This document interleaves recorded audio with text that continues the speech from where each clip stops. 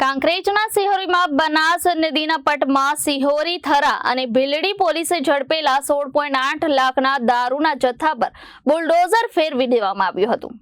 કાંકરેજના સિહોરીમાં બનાસ નદીના પટમાં દારૂની બોટલના જથ્થા પર બુલડોઝર ફેરવવામાં આવ્યું હતું। સિહોરી થરા અને ભીલડી પોલીસે ઝડપેલા 16.8 લાખના દારૂના જથ્થા પર બુલડોઝર ફેરવી નાશ કરવામાં આવ્યો હતો।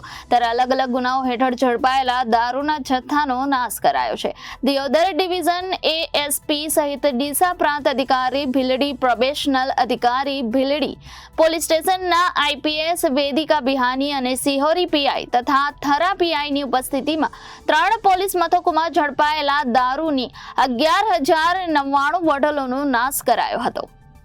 આજરોજ સિહોરી, થરા અને ભીલડીના કુલ 69 કેસીસના દારૂ નાશનું આયોજન કરવામાં આવ્યું હતું, જેમાં કુલ આપણે અહીંયા આગળ સિહોરી એરિયામાં 16,08,618નો દારૂ નાશ કરવામાં આજે સક્સેસફુલી કરવામાં આવ્યું છે। સાથે આઈપીએસ સુબોધ સર સાથે આખું આયોજન કરેલું હતું, જે આજે કમ્પ્લીટ કરેલું છે। Reporter Arvind Bhattesaria, Janadesh news, Kankrej.